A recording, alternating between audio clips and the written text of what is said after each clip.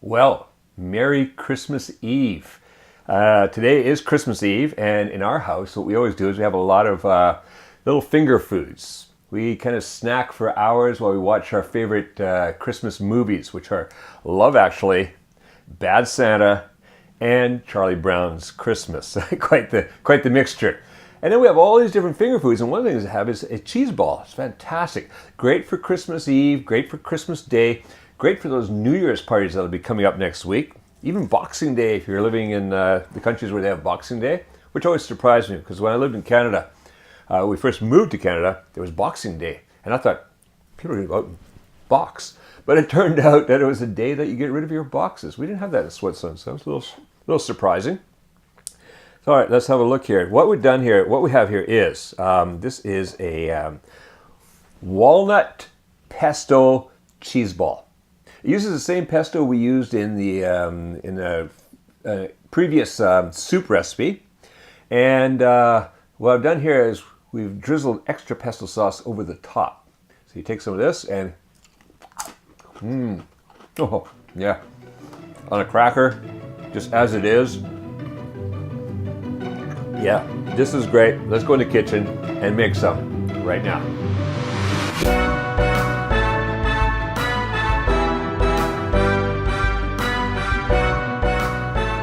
All right, first thing we're gonna make is the walnut pesto.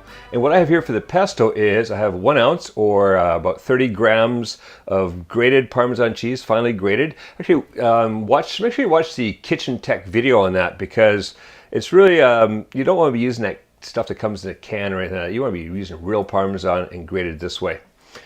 Over here I have a 1/4 cup of walnut pieces. I have 2 tablespoons of dried basil. Yes, you can use fresh basil. I use dried basil a lot because, well, I usually don't have any fresh basil on hand, and this is always there.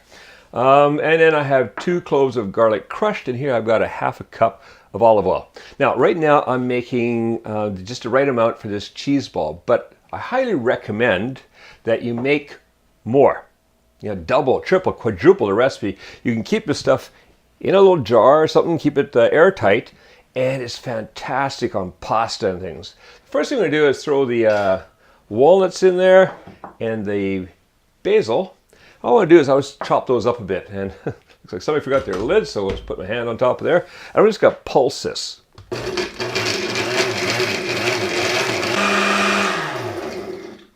All right, basically pulse that for about half a minute or so, and then just ran it a bit, because I want to chop up the walnuts into small pieces. Now what I'm just going to do is I'm just going to push this down around the sides here, because some of it's sitting up around the sides, and we're going to ride that again. In fact, when you make a larger batch of pesto, it's actually easier to make, because there's more volume in here, so it all gets mixed around easier. The blades can get at it better.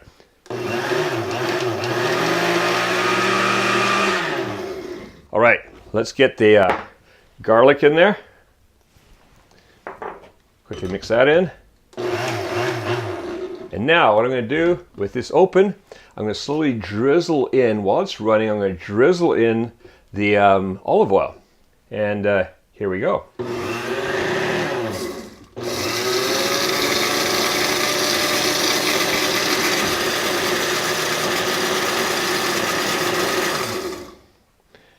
And just going to, again, push down the sides here.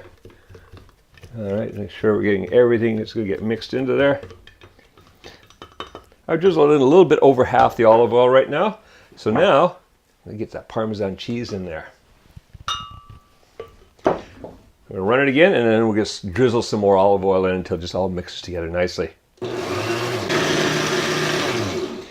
One more time, pushing down. And I'm just going to run it for a while, maybe a minute, to get everything nice and smooth, and it's going to become beautiful pesto. All right, get all that down in there. Some of the Parmesan cheese will ride up the sides, so you just got to push it down again, and here we go.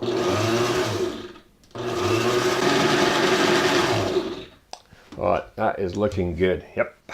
So now, what I'm going to do right now is I'm going to put this into this jar, because I'm going to drizzle this over the cheese ball. Well, some of it's going to go in the cheese ball. The rest I'm going to drizzle over the cheese ball just before I serve it. So what I'm going to do now, I'm going to fill up this jar with the pesto. I'm also going to measure aside a 1/4 cup of pesto, and that's what we're going to be using in the cheese ball. So see you in a minute. And now we're ready to make the cheese ball. So what I have here for the cheese ball is I've got half a pound or 8 ounces or 230 grams of cream cheese, which has been sitting out at room temperature, so it's warmer, a little easier to cream. I've got here 2 ounces or about 55 grams of grated Parmesan cheese, again getting nicely finely grated, so it's going to mix in really well. I have 1 clove of garlic crushed, and then I've measured out a 1/4 cup of that walnut pesto that we just made. In fact, and look, we have some here. Some of this is going to get drizzled over after, so I'll drizzle this over the cheese ball just before I serve it. Probably some left over for some pasta too, but you see how I doubled or tripled that recipe? I can have a nice jar full of pesto to use anytime. And when you do use it, well, first of all, after you put it into a jar, keep it in the refrigerator. Just keep it chilled. You can have it for quite a few days, but also, when you use it, you pour some into the pasta and then just mix it in.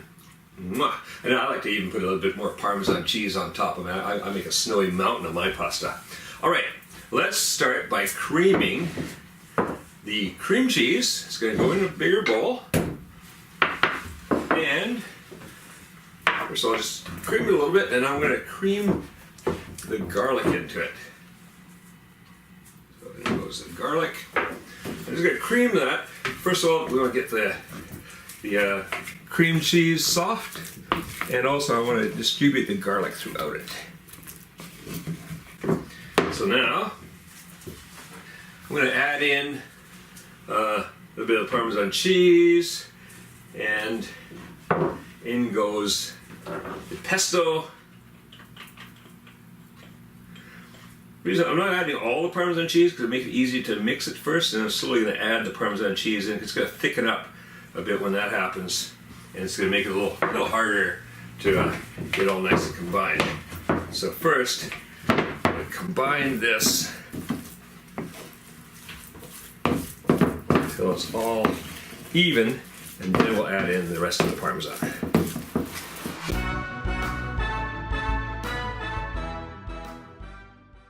Alright, that's looking pretty combined. It's also really softened up the cheese, so in goes the rest of the Parmesan, and let's finish mixing that. Again, just mixing until it's all combined.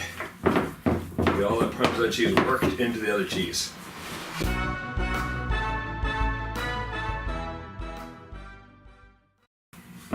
Alright, at this point it's all combined. It's also gotten a bit soft.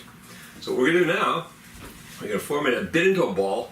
We're going to get it onto some aluminum foil or wax paper, kitchen paper, whatever you'd like. And then I'm going to toss it in the refrigerator to chill it, stiffen it up again. So basically forming as much into a ball as you can, just scooping it all together, and then toss it onto here. That's basically in a ball shape. You use this to get the rest out of there. You want everything out of that bowl. We don't want to waste any of this. This is absolutely fantastic. Now, one of the things is you can, if you don't want to form the ball, you know, you're like, that's just extra work. Just squish this all into a nice little container, you know, like a nice flat little bowl or something like that, and make it into a dip. It's basically, it's going to be used as a dip anyways when it's a ball. So either way, it's just that the ball is a little fancier to put out for those New Year's parties or Christmas parties. We're having this for Christmas Eve. I'm really looking forward to that. Another Christmas Eve feast at our house. And this is going to be one of the stars. Alright, so now all I'm doing is just using a spatula here to kind of form it into a bit of a rough ball right now. We'll work on that again later after it comes out of the refrigerator. So I'm going to wrap that up, and it's going to go into the refrigerator for at least an hour, better hour and a half. Alright, so see you in an hour and a half. Right, that's been sitting for an hour and a half in the refrigerator, chilling down nicely, and it's stiffened up a bit, so that's good. What we're going to do now is, first of all, just unwrap it, and just carefully pull it off. It'll stick to it a little bit, but here, just pull that back. Look at that. That's beautiful. Got a little piece here that doesn't want to come off. Come on, here we go. Okay, Now, whoops, that tinfoil is giving me a hard time today.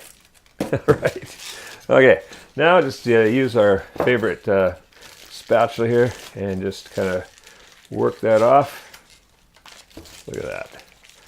Comes off like that. Stick it in here if you want. Oh, yeah. Nice. That pesto just really adds something to a cheese ball like you wouldn't believe. You can just kind of smooth out any rough spots here like this, but really, just like that looks nice. And it looks a lot better even when we drizzle the pesto over it. As you saw in the introduction today, it looks fantastic with the pesto on there, and it tastes fantastic. It tastes great as it is, but that more pesto on top adds even more. I've served this with crackers, those little rusks, you know, little, not the sweetened ones, just a regular toasts or little Melba toast, anything like that. Fantastic. Potato chips are a little difficult because it's stiff. It'll just break a potato chip, but you can, you know, scoop some out and put it on there. All right, enjoy very much. This is just fantastic for any party. And actually in our house, it's a 2-people party. The 2 of us just sit down and snarf this away because I just made one a few days ago and it's gone. So this one here will be saved for Christmas Eve. Have a very Merry Christmas. Now, if you go to the link appearing on the screen, you can get the free printable recipe for Walnut Pesto Cheese Ball on our website. Also, if you're enjoying these recipes and you want to see more, please consider becoming a patron at patreon.com. For just as little as $3, you can support and keep these recipes coming, and also you'll get all kinds of extra videos over there. Kitchen tech and focus on ingredients. This is Japan, many other great videos. All right, now go print out the recipe. Have fun making and eating this cheese ball and make cooking fun again with Kuma's Kitchen.